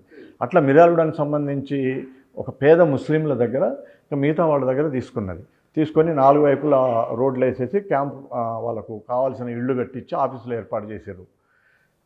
ఈ తెలుగుదేశం ప్రభుత్వం వచ్చిన తర్వాత, అంటే జానారెడ్డి లాంటి వాళ్ళు వచ్చిన తర్వాత, కొత్త నాయకత్వం వచ్చిన తర్వాత, వాళ్ళు ఈ మిర్యాలగూడెంలో కొత్త నాయకత్వం వచ్చిన తర్వాత వాళ్ళకు మరి ఏమైందో ఏమో తెలియదు, కానీ ఈ ఇళ్ళు ఆక్రమించుకోవటం మొదలుపెట్టారు. నాగార్జున సాగర్ నుంచి మీకు ఖమ్మం వరకు అవన్నీ పేద ప్రజలకు సంబంధించిన భూములు. ఈ నేరేడ్చర్ల, హుజూర్ నగర్, కోదాడ, త్రిపురారం, నిడమనూరు, ఖమ్మం దాకా ఇట్లా ప్రతి చోట వాళ్ళకి కావాల్సినంత భూములు తీసుకుంటూ వచ్చారు. మీరు నాగార్జున సాగర్ నుంచి మొదలుపెట్టి ఖమ్మం వరకు అన్ని చోట్ల కూడా ఆ క్యాంప్ క్వార్టర్స్ ఆక్రమించుకోవటం, కట్టిన ఇళ్ళే ఆక్రమించుకోవటం, రాజకీయ నాయకులే ఉండటం మొదలుపెట్టారు. అప్పుడు జానారెడ్డి గురించి ఏం చెప్పేవాళ్ళు అంటే, ఆయన పేదవాడు, ఆయనకి ఇల్లు లేదు. నిజంగా కూడా ఆయన ఎన్నికలప్పుడు ఆయనకు అక్కడ ఊళ్ళో ఇల్లు లేకపోవటం నిజం జరిగినట్టున్నది ఉన్నారు. ఇది ఈ పీక్ స్టేజ్ ఎక్కడి దాకా పోయిందంటే, ఎంఆర్ఓ గారు ఎన్నికల టైంలో స్థానికంగా ఉన్న ఎంఆర్ఓ గారు బయటికి వెళ్ళిపోతే, ఆ రోజు అది మన ఎన్నికలకు ఆయన బదిలీ చేస్తారు కదా, మళ్ళీ కొత్త ఆయన వచ్చి ఆ ఒక్క రోజులోనే ఎవరో వచ్చి జ్వరపడేవాళ్ళు. ఇక ఇది చాలా అయిపోయింది. దాని మీద చిన్న పోరాటాలు, పెద్ద పోరాటాలు చాలా చేసి విసుకొచ్చేసి హైకోర్టులో అప్పుడు గండ మోహన్ రావు గారు ఆయన బాగా సహకరించారు మనకు. వారి ద్వారా మేము కోర్టులో కేసు వేసాం, గెలిచినాం. గెలిస్తే లోకాయుక్తలో కూడా వేసాం. లోకాయుక్త 2 ఆర్డర్లు వచ్చినాయి, 100 మంది పోలీసు వాళ్ళు వచ్చారు నిర్దాక్షిణ్యంగా. అందులో శాసనసభ్యులు, మాజీ శాసనసభ్యులు ఉన్నారు, పెద్ద వాళ్ళు అందరినీ ఖాళీ చేయించారు. అది నా మీద చాలా ఎఫెక్ట్ పడేది, చాలా పడింది. పడింది. దానివల్ల నేను నా సొంత ఆస్తిని కోల్పోవాల్సి వచ్చింది. మాకు మా పారి వాళ్ళకున్న తగును అడ్డం పెట్టుకొని ఆ రాజకీయాలన్నీ అక్కడ చూపించేసే అదొక పెద్ద కథ. మొత్తం మీ ఆస్తి వాళ్ళు ఎన్ని ఎకరాలు? ఇంకా అది ఉండలేదు. ఎంత ఒక మాట అంటే అది రకరకాలుగా ఉన్నది. ఆస్తి తగులు కూడా మాకు చాలా రకాలుగా ఉన్నది. ఇంకా దానికి ఇప్పుడు మీకు తెలుసు కదా, ఇది ప్రణయ్ హత్యలో ఉన్న మారుతిరావు, ప్రణయ్ హత్యలో మారుతిరావు, ఇట్లాంటి వాళ్ళు మారుతిరావు రాజకీయ నాయకులు వీళ్ళు చాలా రకాలుగా ఇబ్బంది పెట్టారు. ఆ విషయంలో నేను కొంచెం నష్టపోయాను. కానీ 1-2 సార్లు మీకు అంటే మీరు సివిల్ లిబర్టీస్ వాళ్ళతో తిరగడం చేయడం వలన బెదిరింపులు వచ్చినాయి ఏమన్నా? అంటే చాలాసార్లు వచ్చేది. ఏమైనా ఫోన్ చేసేది? అయితే సరే ఇవన్నీ పెద్దగా పట్టించుకునే విషయాలు కాదు, మామూలే. కానీ ఒక్కటి మాత్రం చాలా తీవ్రమైన విషయం, అది యురేనియం పాదయాత్ర చేసినాం, యురేనియంకి వ్యతిరేకంగా పెద్దగట్టు నుంచి షేర్పల్లి వరకు. ఆ యురేనియం పాదయాత్రలో మాకు ప్రజలకు యురేనియం పట్ల అవగాహన లేకపోవటం వల్ల మేము తక్కువ సమయంలో మనకు అది వచ్చేసి నెత్తి మీద కూర్చున్నది, మనకు తక్కువ సమయం ఉండే. ఆ సమయంలో ప్రజల్ని ఎక్కువ మోటివేట్ చేయకపోవటం వల్ల అప్పుడు సిపిఐ మంచి పాత్ర తీసుకుంది మాకు అనుకూలంగా. మీకు అందరికీ మనకు గుర్తుండాలి, మనకు అప్పుడు జనార్దన్ రెడ్డి ఇక్కడ మంత్రి, అది మనం పీజేఆర్ కాంగ్రెస్ ప్రభుత్వం ఉండే అప్పుడు. రాజశేఖర రెడ్డి రాకముందు, అధికారంలో రాకముందు ఆయన దాని మీద ఒక అద్భుతమైన వ్యాసం రాసిండు ఇంగ్లీష్లో. అంటే యురేనియం వెలికి తీస్తే వాళ్ళని ఉరి తీయాలన్నట్టుగా, దాన్ని మనం తెలుగు కరపత్రం కూడా చేసాడు. ఆయన రాగానే ఇది మొదలు పెట్టాడు. అయితే అప్పుడు పీజేఆర్ గారు మనకు కొంచెం సహకరించారు. ఈ సిపిఐ పార్టీల వాళ్ళ దగ్గరికి వెళ్తే సిపిఐ తర్వాత స్పందించింది, కానీ సిపిఎం అసలు స్పందించకుండా వాళ్ళు ఏమన్నారంటే మేము అధ్యయనం చేయాలన్నారు. వాస్తవంగా మనకున్న అవగాహన మనకున్నది ఏంటంటే, ఏదైనా ఒక సమాజంలో ఒక విషయం వచ్చినప్పుడు, ఏ చిన్న విషయమైనా పెద్ద విషయమైనా, అది ముందు గ్రామ స్థాయిలో చర్చ జరగాలి. ఇగో ఇది మన ముందులో ఉన్నది ఈ సమస్య. అవును. అప్పుడు ఆ ప్రజలు ఏమంటున్నారు, దాన్ని బట్టి మళ్ళీ మండల స్థాయి నుంచి జిల్లా స్థాయి నుంచి రాష్ట్ర స్థాయికి పోవాలి. కానీ మనం గమనిస్తే 15-20 ఏళ్ళ నుంచి అది తెలంగాణ రాష్ట్ర ఏర్పాటు కావచ్చు, లేదా రైతులు ఏ సమస్యనైనా, ఎంత పెద్ద సమస్యనైనా తీసుకోండి, ఎంత చిన్న సమస్యనైనా తీసుకోండి, అట్లాంటి చర్చలు ఏవీ నడవట్లేవు. రాత్రి ఆ నాయకుడికి, ఆ పార్టీ నాయకుడికి, ఆ పార్టీ అధ్యక్షుడికి రాత్రి ఏది కల్లోకి వస్తే అది తెల్లారి వరకు అమలు అవుతుంది. ఈరోజు కూడా అదే నడుస్తుంది. కానీ అది ఆ పార్టీలో కానీ అక్కడ చర్చ నడవాలి. ఇది ఒక యురేనియం కావాలనుకునేది ఆ పార్టీలో, మనం యురేనియాన్ని ప్రోత్సహిస్తున్నామని పార్టీ అనుకున్నప్పుడు, కాంగ్రెస్ పార్టీ అనుకున్నప్పుడు ఆ పార్టీలో చర్చ నడవాలి కదా. నడవాలి, వాళ్ళు నడపలేదు. అంటే మీకు ఆ చేసినప్పుడు మీకు ఎదురైన అనుభవం థ్రెట్ ఏమిటి, ఏం థ్రెట్? అదే మాకు సిపిఐ పార్టీ ఒకటే అనుకూలంగా ఉంది. అప్పుడు మేమేం చేసినామంటే మిగతా నక్సల్స్ పార్టీలకు సంబంధించిన అందరినీ, సానుభూతి పరులను, వాళ్ళని వీళ్ళను ఇంత కలుపుకోవాల్సి వచ్చింది. అట్లా కలుపుకునే క్రమంలో వచ్చిన వాళ్ళలో నయ్యి మనుషులు ఉన్నారు. అయితే అక్కడ మేము కొంచెం నాకు ఒక వ్యక్తిగతంగా ఒక వేరే అనుభవం ఎదురైంది. ఆ అనుభవం ద్వారా అదొక పెద్ద సమస్య వచ్చి పడింది. అంటే ఫోన్ చేసిండా ఇంకా అంటే అది తర్వాత అంటే దాంట్లోకి వెళ్తే ఇప్పుడు మళ్ళీ చాలా విషయాలు వస్తాయి. చాలా జరిగినవి అవి. అంటే లైఫ్ థ్రెట్ అయ్యాక థ్రెట్ అయింది, చాలా థ్రెట్ అయింది. అయితే దానికి ఏంటంటే బాలగోపాల్ సారు మాకు రెండవ రోజు మూడవ రోజు బాలగోపాల్ సార్ కలవటం జరిగింది. సార్ కూడా ఒక మంచి మాట చెప్పిండు, మనం వెనక్కి వెళ్ళలేము, అట్లానే దూకుడుగా ముందుకు వెళ్ళటం వల్ల కూడా ప్రయోజనం లేదు. పోనీ మనం ప్రెస్ మీట్లు పెట్టి నాకు ఈ కష్టం వచ్చిందని చెప్పుకుంటే ఓదార్చే వాళ్ళు ఎవరు లేరు, దానివల్ల ఎలాంటి ఫలితం ఉండదు, మనం జాగ్రత్తగా అడుగులు వేయాలన్నాడు. మరి వాళ్ళ మనసులో మీరు ఎట్లా ఎంబడి తెచ్చుకున్నారు? తెలియదు కదా మనకు ఎవరో ఏందో తెలియదు కదా. సరే, అది అట్లా జరిగింది. అయితే దానికంటే కూడా మనకు అట్లా జరిగిపోయింది. మీకు మట్టి మనిషి అనే పేరు ఎట్లా వచ్చింది? అంటే అది ఇప్పుడు మామూలుగా నేను కార్యక్రమాలు చేసుకుంటున్నప్పుడు సంఘాల వాళ్ళతో తిరిగినా కూడా అన్ని సంఘాల వాళ్ళు అంగీకరించేవాళ్ళు కాదు. ఇప్పుడు ఉరిశిక్ష ఉన్నది, ఉరిశిక్షకు వ్యతిరేకంగా పనిచేసినప్పుడు మొదట్లో మా దగ్గర ఉన్న పరోకుల సంఘంలో కూడా కొంచెం మాకు వ్యతిరేకత వచ్చింది, ఎందుకో తెలియదు నాకు. నుంచి కూడా అంటే ఇట్లాంటి విషయాలలో కొన్ని విషయాలలో వ్యతిరేకత వచ్చింది. అప్పుడు ఏం చేయాలనుకొని నేను అప్పుడు ప్రాణహిత అని ఇట్లా రకరకాల పేర్లతోటి చిన్న చిన్న కరపత్రాలు వేసుకోవటం, మూఢనమ్మకాల మీద, వాస్తు మీద పెడితే విప్లవ సంఘాలు చాలా వాస్తు మనకేం సంబంధం, అది పెద్ద పెద్ద కుటుంబాలకు సంబంధించింది కదా, అది వాళ్ళ జీవితాలను అతలాకుతలం చేస్తుంది, పేద ప్రజలకు, శ్రామిక వర్గాలకి ఏంటని అన్నారు. కానీ నేను చూశాను మా ఊరు ఎందుకుండదు, అందరూ వాస్తు పట్టింపు లేలే అప్పుడు అందరికీ ఉంటుంది. ఎంత అంటే మా ఊర్లో చెట్లు కొట్టేసి చెట్లు, ఏది వాస్తు కోసం అని చెప్పి ఎవరో చెప్పారని చెప్పి అవి చాలా జరుగుతున్నాయి. అంటే అది ఇట్లాంటివన్నీ చాలా జరిగినాయి. అప్పుడు దీనికి వ్యతిరేకంగా ఏది తోస్తుంది, ఇప్పుడు యురేనియం ఉన్నది, యురేనియానికి వ్యతిరేక ఉద్యమము, తర్వాత అట్లా చాలా జరిగినాయి. ఇవన్నీ ఎప్పుడు 90కి ముందు, 80లో అట్లా. నాకున్న అవగాహన తక్కువ, నాకున్న అనుభవాలు కాలేజీ నుంచి జరిగిన తర్వాత పరిణామాలు ఇవన్నీ. అప్పుడు ఏం చేయాలనుకున్నప్పుడు ఇట్లా పేర్లు పెట్టుకుంటుంటే ఇంకా వాళ్ళు, నేను కొంచెం అప్పుడు అవతారం, వేషము అవన్నీ కూడా అట్లానే ఉండేది. అట్లా పంచగట్టుకోవటం, అట్లా తిరగటం, కొంచెం వాళ్ళతో గద్దరు, అంత గొప్ప ఆదర్శం అది. అట్లా అంటే మనము అది కూడా మళ్ళీ నేను ఇప్పుడు గాంధీ, గద్దరు ప్రజల్లోకి వెళ్ళాలనుకున్నారు, కానీ మళ్ళీ అది అంబేద్కర్ తీసుకున్న స్టాండ్ కూడా చాలా గొప్పది. డ్రెస్సింగ్ విధానం మీకు మట్టి మనిషి అనే ఎట్లా? అదే అట్లా పనిచేసే క్రమంలో అట్లా అందరూ పిలిచేవాళ్ళు, అట్లా అంటుండేవాళ్ళు. అప్పుడే అవును ఇదంతా ఎందుకని మట్టి మనుషులని సంఘం పెట్టడం జరిగింది. మట్టి మనుషులని సంఘం, ఓకే. మీరు దాంతో ఇంకా అది అట్లనే అయిపోయింది. అందరూ పేపర్లు రాయడం, అది చేయడం, పబ్లిక్లో అది పడిపోయింది, మట్టి మనిషి పడిపోయింది. ఇప్పుడు మీరు ఇంత నిరంతర సంచారం, నేను మీకు ఈ మధ్యకాలంలో 3-4 సార్లు ఫోన్ చేస్తే మీరు 3 జిల్లాల్లో ఉన్నారు. ఒకసారి ఫోన్ చేస్తే అనంతపురంలో ఉన్నారు, ఒకసారి ఫోన్ చేస్తే ఎక్కడో అక్కడ ఆంధ్ర సైడ్, ఎక్కడో ఇంకో జిల్లా, రాయలసీమ ఆంధ్ర సైడ్ ఉన్నారు. ఇన్ని సంచారం ఎట్లా, ఎవరి వల్ల అలవాటైంది సంచారం? అది కూడా మా నాన్న వల్లనే. మా నాన్న తిరిగేవాడు కాదు, తిరగలేకపోయాడు, కానీ గొప్ప నాలెడ్జ్. చెప్పాను కదా, అన్ని అనువాదం, ఆయన కోసం పుస్తకాలు, పండితులు అన్నారు.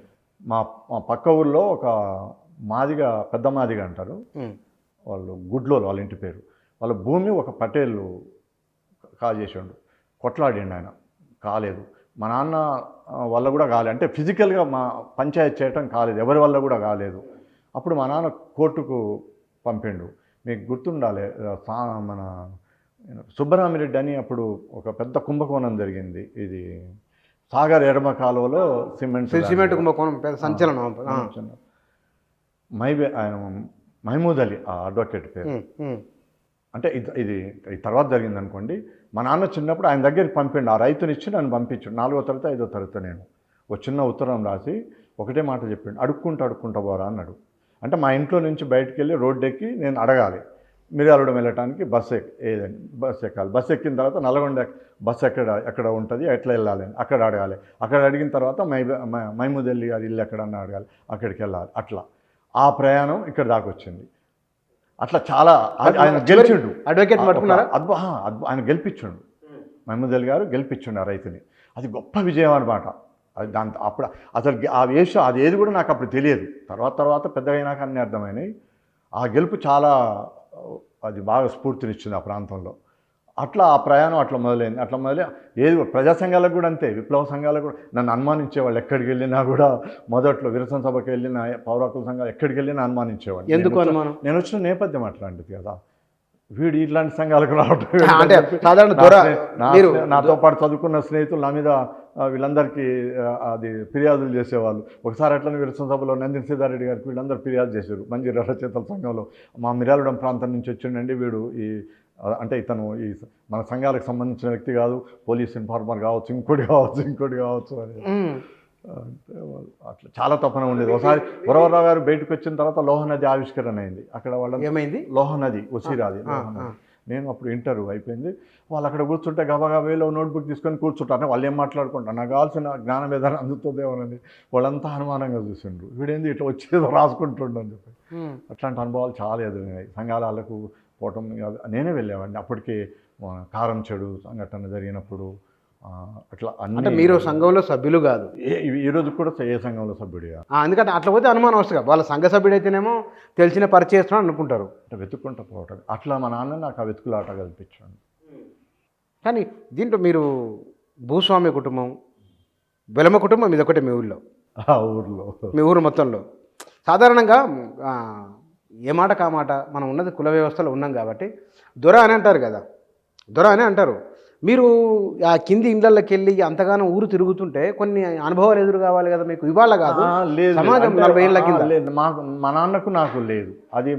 నేను మా నాన్న దగ్గర నుంచి మాకు మంచిగా ఎట్లా అంటే పేరు పెట్టి పిలిచేదా? మా కొంత ఎదురైనాయి అట్లా చాలా చేదనుభవాలు. నాకు బాగా గుర్తుంది కూడా. చిన్నతనంలో మా ఇంటికి ఎవరో బంధువులు వచ్చిండ్రు. వాళ్ళు కొంచెం అంటే ఏమంటారు, భర్త చనిపోయినాక వచ్చిన వాళ్ళు ఉంటారు కదా. ఒకతని మా బాబాయ్ వాళ్ళు ఉంటారు గణపురంలో. అక్కడ కొంచెం కరువు ఉంటే మా ఊరికి వచ్చి వ్యవసాయం చేసిండు. ఆ ఊర్లో అతను ఇక్కడ వచ్చి జీతం చేసిండు. మాల అతను 16-17 ఏళ్ళు ఉంటాయి మా పడదు. నాకు 7-8 ఏళ్ళు ఉండొచ్చు. పాము గరిచి చనిపోయింది అతను. అయ్యో. అక్కడ ఆ ఊర్లో ఆ బాబాయ్ వచ్చి మా నాన్నతో చెప్పిండు. అయితే మా నాన్న బాధపడుతున్నారు. అయితే నాకు అప్పుడు తెలిసిన విషయం ఏంటంటే ఈ అబ్బాయి మా ఊర్లో ఒక మాలోళ్ళ అమ్మాయిని పెళ్లి చేసుకోవాలని కూడా ప్రేమించడం ఏదో జరిగింది. ఈ అబ్బాయి నాకు చెప్పంగానే ఆ విషయం మా బాబాయ్ మా నాన్నతో చెప్పంగానే నేను పరిగెత్తుకుంటూ వెళ్ళి వాళ్ళకి చెప్పిన, నేను వాళ్ళ ఇళ్ళకి వెళ్ళి చెప్పిన, ఇట్లా వెంకటయ్య చనిపోయిండు పాము గరిచి అని. వాళ్ళందరూ ఇంట్లోకి వచ్చి ఇట్లా వాళ్ళు ఏడవటం మొదలుపెట్టి మీ ఇంట్లోకి వచ్చారు. చాలాసేపు బాధపడ్డారు. ఇది మేము మాట్లాడుకోగానే జరిగింది కదా అని చెప్పి మా చుట్టాలు వాళ్ళు ఉన్నారు కదా, ఇప్పుడు వీళ్ళు ఎందుకు వచ్చిండ్రు, వీళ్ళు ఎవరు చెప్పారు, నేను చెప్పారు అనగానే ఆమె నా మీద పసుపు నీళ్ళు పూసింది. మీ బంధువు? మా నాన్నకు చాలా కోపం వచ్చింది. మా నాన్న నాస్తికుడు పూర్తిగా. మా నాన్న గోరా గారు వచ్చేవాళ్ళు అప్పటికి. ఆయన మా భూమి సినిమాకి తీసుకెళ్ళిండు నన్ను. ఆయన కొంచెం చాలా లిబరల్గా ఉండేవాడు, చాలా అదిగా ఉండేవాడు. పసుపు నీళ్ళు అయితే మీ నాన్నగారి రియాక్షన్ ఏమిటి? కులం పట్ల. కానీ ఆమెను ఏమనలేకపోయాడు. పెద్ద మనిషి, మా నాన్నకు కొంచెం గౌరవించే మనిషి ఉన్నట్టున్నారు.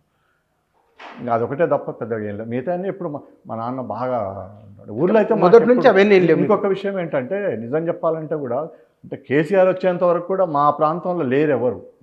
మా ఊర్లో లేరు, మా చుట్టుపక్కల లేరు, ఎవరికి తెలియదు కూడా. రావు అని అంటే చాలామంది నా పేరు గల రావులో చాలామంది, చాలా కులాల్లో చాలా రావులు ఉండేవాళ్ళు. కర్ణమళ్ళు ఉండేవాళ్ళు, కమ్మళ్ళు ఉండేవాళ్ళు, బ్రాహ్మణ్ కర్ణాలకు ఉంటుంది, బ్రాహ్మణులకు ఉంటుంది, రావులు చాలా ఉంటారు. మా సుబ్బారావు సారు అట్లా రకరకాలు ఉండేవాళ్ళు. మీరు 1000 మంది 2001 అంటే ఈ తెలంగాణ ఉద్యమం మొదలైన తర్వాతనే దీని గురించి బాగా మా ప్రాంతంలో. మిగతా ప్రాంతంలో అంటే కరీంనగర్ అట్లా అక్కడ బాగా ఉండి ఉంటుంది. ఇటు మా అమ్మమ్మ వాళ్ళ ఊరికి వెళ్తే కూడా కొండనాగులు అటువైపు అందరూ మామ ఇట్లా వరుసలు బాగుండేది. ఇక్కడ లేకపోయేది. అదే మళ్ళీ బంధువులు ఏంటో కొంచెం అంటే మీకు కొండనావులో మీ అమ్మమ్మ గారు భూస్వాములేనా? అంటే వాళ్ళు భూస్వాముల భూములు ఉండేది కానీ చాలా పేదరికం ఉండేది. చాలా విచిత్రమైన నీళ్లు విషయం లేవు ఏంటంటే కదా అక్కడ. నీళ్లు లేవు కాబట్టి తెల్లన్నం తినే దొరికేది కాదు అది అక్కడ. జొన్న రొట్టెలు మేము చాలా ఇష్టంగా జొన్న రొట్టెలు తినే మేము వస్తూనే ఉంటేనే మర్యాద వాళ్ళు మా కోసం వీళ్ళు దొరలు వచ్చారని చెప్పి తెల్లన్నం ఉండేవాళ్ళు. మాకేం తెల్లన్నం తినడం ఇష్టం ఉండేది కాదు, జొన్నం తినాలి. ఆ తెల్లన్నం తినాలని వాళ్ళకు ఉండేది. వాళ్ళకి చాలా అది ఉండేది. చాలా నిజంగా చాలా చూసినాం అసలు. ఆ తెలంగాణ ఎందుకు ఏర్పడ్డది అనే దానికి ఒక్కొక్కరికి ఒక్కొక్క కథ ఉంటుంది. చాలా అనుభవం. కానీ మీరు కథలు నవలలు రాస్తారా? అంటే ఆలోచనలు ఉన్నాయి కానీ ఇంకా మొదలు పెట్టలేదు. అనుభవాలు అయితే ఉన్నాయి. అంటే నాకు మా నాన్న కొన్ని పుస్తకాలు వేసినాం అప్పుడు ఈ సైన్స్కి సంబంధించిన విషయం. స్కైలాబ్ పడినప్పుడు ఈ మూఢనమ్మకాలకు సంబంధించి నాన్న రాస్తే వాటన్నిటిని కరపత్రాలు వేసి చిన్న చిన్న బుక్లెట్లు వేసేవాళ్ళు. దురదృష్టం ఏంటంటే మా నాన్న చాలా కవిత్వం అనువాదం చేసిండు, వ్యాసాలు రాసిండు. అవి ఉర్దూ నుంచి ఉంటే మన ఆదం అలీ మిత్రుడు ఆదం అలీకి ఇవ్వటం జరిగింది. ఇవి మన ఎంఎం ఖాన్ గారికి, వరవరరావు గారికి ఇట్లా ఇవ్వాలి. వాటన్నిటిని కొంచెం బాలగోపాల్ సార్కి ఇవ్వాలి. వీటన్నిటి మీద ముందు మాటలు అన్నీ రాయించాలనుకున్నాం. ఆయన చనిపోయిన తర్వాత అది వాళ్ళ ఇంటి మీద దాడి జరిగి అది అన్ని కోల్పోవడం. అంటే మీకు మీరు కలిసి ప్రయాణించిన వ్యక్తులు, మిమ్మల్ని ఇన్స్పైర్ చేసిన వ్యక్తులు ఉన్నారు ఎవరన్నా? చాలామంది ఉన్నారు. ఒక 5-6 పేర్లు. ఇప్పుడు అంటే వాళ్ళు నా జీవితంలో ప్రత్యక్షంగా లేకపోయినా కూడా మా దగ్గర ఉన్న పులంజయ లాంటి వాళ్ళు ఉన్నారు. మా సుబ్బారావు సార్ ఉన్నాడు, షేష్ సార్ ఉన్నాడు, చాలామంది ఉన్నారు. ఇంకా ఇప్పుడు ఉద్యమంలో బాలగోపాల్ సారు అసలు చెప్పుకోదగ్గ చాలా రచయితలు, కవులు ప్రజల్లో ఉన్నారు. ఇంకా వీటన్నిటికంటే ప్రతి అనుభవం ఒక ప్రజల నుంచి నేర్చుకున్నది. ప్రతి అనుభవం కూడా చాలా గొప్పగా అసలు ఒకసారి ఏడుపు వస్తుంది వాళ్ళ అభిప్రాయం చెప్తే. నేను సర్పంచ్ అయిన తర్వాత రెండో రోజు సుబ్బారెడ్డి కూడా అని ఊరికి పోతున్నా. ఒక ఆమె వేరేగా ఆమెకు చెప్తున్నది, బాబు గెలిచండి ఊళ్ళో సారా బంద్ చేస్తారని. నేనేమి ఎప్పుడు మాట్లాడలేదు, నేను సారా బంద్ చేస్తానని చెప్పలేదు. అసలు ఎలాంటి ఉపన్యాసాలు ఏం లేవు. నేను పెద్దగా మామూలుగా ఉన్నాను. ఆయన గురించి అక్కడే వాళ్ళకి తెలియదు కూడా. అంటే నేను ఇట్లా చేస్తా అట్లా చేస్తా వాళ్ళకి ఒక నమ్మకం అన్నమాట. ఎట్లా అమ్మా అని అంటే నేను చేసిన గతంలో చేసిన కొన్ని పనులు ఏదో ఆ మనసులో ఉన్నాయి, అనుభవంతో చెప్పింది. అది ఎంత ప్రభావం చేసిందంటే నాకు చాలా ప్రభావం చూపింది. అట్లనే ఒకసారి మన రాము, హిందూ విలేకరి రాము నల్గొండలో ఆయన ఇంటర్వ్యూ చేసిండు. ఎందుకు మీరు ఆయనకు అన్నిటి సమర్థిస్తారు, ఆయన ఏం పని చేసినా కూడా ఎందుకు ఆయన ఎమ్మడి పెడతారు అంటే వాస్తవంగా కూడా ప్రజలు ఎప్పుడైతే నిజంగా కూడా ఇది సక్సెస్ అంతే ఎవరిదైనా కూడా ప్రజలే వాళ్ళు ఉంటేనే. తెలంగాణ సాయుధ పోరాటం తీసుకోండి, తెలంగాణ సాయుధ పోరాటంలో ఆ పార్టీకి ప్రజలు సహకరించారు కాబట్టి అద్భుతమైన విజయం. రాము ఇంటర్వ్యూ చేస్తే అదే వాళ్ళని అడిగారు. ఆయన అడిగాడు, ఎందుకమ్మా మీరు ఎందుకంటే మీరు అందరూ ఆయన నమ్మటి వెళ్తారంటే ఆయన ఏం చేసినా కూడా మాకు మంచి జరుగుతుంది కదండి, మాకు మంచిగా చేస్తాడు, ఆయనకు నమ్మకం ఉన్నారు. ఇవన్నీ ఆలోచనలు కలిగించినాయి. అంటే మనం ప్రజల్ని నిరంతరం గమనిస్తూ వాళ్ళే మన గురువులు. మంచి చేస్తారు కాబట్టి ఎంతమంది అని చెప్పారు. అంతే, వాళ్ళే మన గురువులు, వాళ్ళ నుంచి ఆలోచన వస్తుంది. ఇప్పుడు మీరు ఏదో మ్యూజియం కడుతున్నట్టు ఏంటి ఎక్కడ? అంటే అదే ఇప్పుడు మనం జయదీప్ తిరుమలరావు సారు అట్లా చాలామంది ప్రజలకు సంబంధించిన కళలు, సంస్కృతిని కాపాడాలనే ఉద్దేశంతో ఉన్నారు కదా. అట్లనే నేను కూడా చాలా కాలం నుంచి అనుకున్నా కానీ ఉద్యమంలో పడిపోయి దాన్ని కొంచెం వెనకడుగు వేసి ఉంటుంది. ఇప్పుడు అది ఒక 3-4 ఏళ్ల నుంచి మొదలుపెట్టి దాన్ని పూర్తి చేయాలని చూస్తున్నాం. నాగార్జున సాగర్ దగ్గర కొంత భూమి కొనుక్కోవడం జరిగింది. ప్రజలకు సంబంధించి, శ్రమకు సంబంధించిన అన్ని వస్తువులు సేకరించి అవి ఎట్లా పనిచేస్తాయి అంటే నిజానికి అవి నేను పనిముట్లుగా కూడా చూడట్లేదు.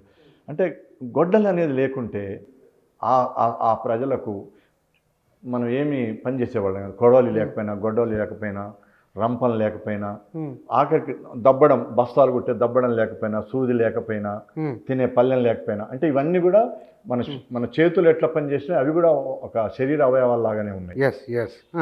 ఒక ఎద్దుల బండి కానీ, నాగలి కానీ, గొర్రెలు కానీ, ఇట్లా ప్రతిదీ కూడా ఇవన్నీ కూడా మనిషి సృష్టించుకున్న అవయవాలు.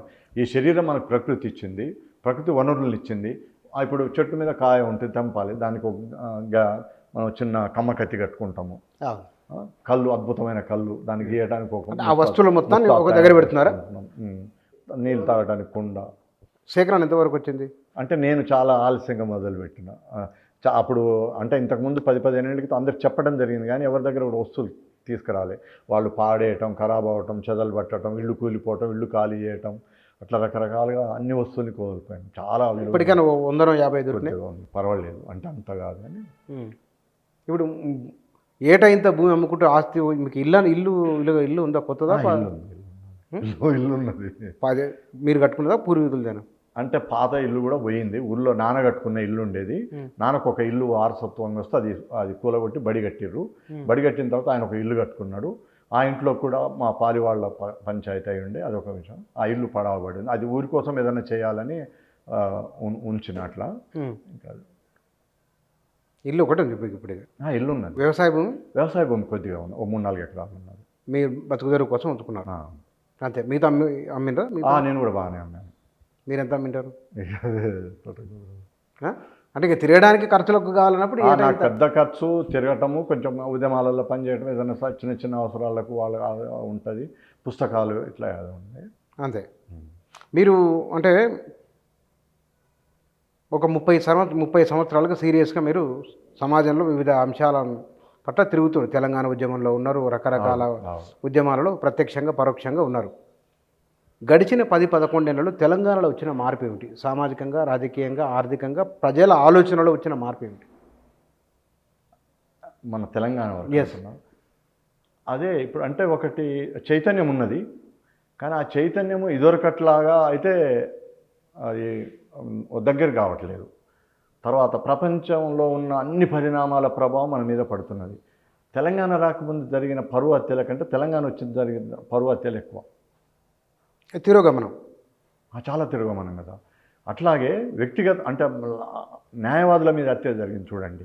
నిజానికి అట్లాంటిది అంతకుముందు కూడా అట్లా జరగలేదు మన తెలంగాణ రాకముందు. అంటే ఇట్లాంటి న్యాయవాదులు ఇద్దరిని చంపారు చూడండి. అవును. మంతనిలో, మా తిప్పర్తి దగ్గర ఇట్లా 2-3 చోట్ల జరిగినాయి. అంటే సమాజంలో ఉన్న చెడుకు సంబంధించిన ప్రభావం కూడా చాలా ఎక్కువగా అనిపిస్తున్నది ఇప్పుడు. అది మొత్తం ప్రపంచమంతా ఉన్నది, దాని ప్రభావం మన దగ్గర కూడా బాగా కనిపిస్తున్నది. కారణం ఏంటంటే మనం పాలనలో అంటే పరిపాలనలో ప్రజలకు సంబంధించిన అంశాలలో ఇది కూడా అంటే ఈ చెడును మనం నిలువరించవలసినంతగా నిలువరించవచ్చు పాలకులు. అంటే ఇదంతా కూడా ప్రభుత్వాలు చేయాల్సిన పనులే, వ్యక్తులుగా కాకుండా కూడా ప్రజల్ని చైతన్యవంతం చేయడంలో, ప్రజలకు ఒక అలాంటి వాతావరణం కల్పించడంలో. ఇవాళ చూడండి అంటే మాదక ద్రవ్యాలు ఎంత ప్రభావం చూపిస్తుంది గ్రామాలలో. తర్వాత ఈ బెట్టింగ్లు, ఇంకా అన్ని ఈ యాప్ లోన్స్ తోటి చనిపోవటాలు, ఇవన్నీ గ్రామాలలో విపరీతంగా జరుగుతున్నాయి. ఇవన్నీ మనం ఊహించని విషయాలు. అంటే నాకు ఇంకా ఆశ్చర్యం ఏంటంటే నా చిన్నప్పటి నుంచి నేను గంజాయిని చూసిన అన్ని ప్రాంతాలలో కూడా. కానీ గంజాయి తాగిన వాళ్ళు, గంజాయి తాగి ఒడ్ల పని చేసే వాళ్ళని చూసేవాడిని. గంజాయి తాగి మా దగ్గర స్నేహితులు కూడా ఉండేవాళ్ళు, గంజాయి తాగి కూలి పనులు చేసేవాళ్ళు. కానీ ఎక్కడ అరాచకాలు చేయటము, అత్యాచారాలు చేయటం, లేదా గంజాయి తాగటం వలన చెడ్డ పనులు చేసిన వాళ్ళు నేను ఇప్పటికీ అడుగుతుంటా ఆ ఊళ్ళలో, మీరు గంజాయి తాగే వాళ్ళు ఎవరు ఉన్నారని. ఒక 30 ఏళ్ల పైన ఉన్న వాళ్ళు ఎవరు కూడా అలాంటివి చేయలేదు. కానీ ఇప్పుడు ప్రతిదాన్ని పిల్లలు చేసే అన్ని అత్యాచారాలకు, దుర్మార్గాలకు, అన్యాయాలకు అన్నిటికీ మనం గంజాయిని చూపిస్తున్నాం. అంటే నిజంగా ఇది గంజాయి ద్వారా జరుగుతుందా, గంజాయి పేరు మీద మాదక ద్రవ్యాల ద్వారా జరుగుతుందా, లేదా ఈ గంజాయిని ఏదైనా కుట్రలు ఏమైనా జరుగుతున్నాయా అనేది కొద్దిగా లోతుగా చూడాల్సిన విషయం. ఎందరితో చూడాలి. ఇంకేమన్నా సమాజంలో ఇవి చేయాలని నేను అనుకుంటున్నాను, మీరు ఏమన్నా భావిస్తారా? ఏ విషయాలన్నా? అంటే నేను ప్రత్యేకంగా అనుకొని కూడా ఏం రాలేదు మొదటి నుంచి కూడా. ఏ విషయం అనిపిస్తే ఆ విషయం వచ్చింది. ఇప్పుడు మీ దగ్గర కానీ బయలుదేరిన మధ్యలో ఏదో విషయం తడుతుంది, మళ్ళీ అక్కడికి వెళ్ళి అట్లనే తెలంగాణ ఉద్యమంలో కూడా ఒకటి తెలంగాణ ఉద్యమం అనుకున్నాం. మా షుగర్ ఫ్యాక్టరీ వెళ్ళాం. మా దగ్గర చంద్రబాబు నాయుడు మా నాన్న భూమి ఇచ్చి షుగర్ ఫ్యాక్టరీ కావాలని తీసుకొచ్చుకున్నాం. అది పోయింది. అప్పుడు దానికోసం కొట్లాడినాం. యురేనియం వచ్చింది, దానికోసం పరిగెత్తినాం. అసలు ఎట్లయితుందంటే ఇప్పుడు నీళ్ళలో ఎండకిచ్చలు బుడగలు పెడతాయి చూడండి. ఇక్కడ ఎండకిచ్చ వచ్చింది, ఇక్కడ బుడగ అనగానే దాని తబక్కున అనగానే ఇంకో దగ్గర ఎండకిచ్చ అట్లనే అయ్యేది. అసలు ఉరుకులు పరుగులు అయ్యేది.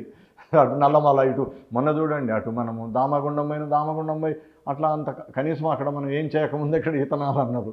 మళ్ళీ ఇతనాల నుంచి రాగానే మళ్ళీ ఇప్పుడు లెక్చర్ల ఇట్లా ప్రతి దాంట్లో ఒక స్థిమితం ఉండదు, స్థిరత్వం ఉండదు ఉద్యమము.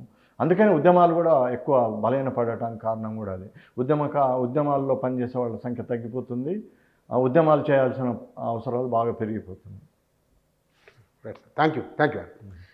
ఇందాక మాట్లాడిన విషయాల మొత్తంలో కూడా వారి వ్యక్తిగత విషయం ఏమీ లేదు, వారి సంపాదనకు సంబంధించిన విషయం అంతకన్నా లేదు, వారి జీవితంలో ఏమేం కావాలి అనే ప్రశ్న కూడా లేదు, దానికి సమాధానం కూడా అటువైపు నుంచి లేదు. అంటే ఓ 30-40 సంవత్సరాలుగా తెలంగాణలో ఉమ్మడి ఆంధ్రప్రదేశ్ జరిగిన సామాజిక, రాజకీయ, దళిత, బహుజన ఉద్యమాలలో వారు ప్రత్యక్షంగా పాల్గొని ఉన్నారు. మనం ఒక ఎమ్మెల్యే పనితీరు బాగుందా లేదా అన్నప్పుడు వారు పరీక్ష పెట్టుకోవడానికి వాళ్ళ సిద్ధంగా ఉన్నారా లేదా చూడాలి. కానీ ఒక సర్పంచ్గా ఉండి వారు చేసిన పని, ఒక సామాజిక కార్యకర్తగా తిరుగుతూ భూమి తిరిగినట్లుగా ఆయన తిరుగుతూ ఉన్న ఒకానొక మనిషి. ప్రజల కోసము ప్రజల సమస్యలపైన పనిచేస్తున్న వాళ్ళు అక్కడక్కడ కనబడుతున్నారు. ఇంకా ఆ కనబడుతున్న వారిలో వీరు ఒకరు. వారి ఆలోచన వారి జీవితం ఇది. Thank you.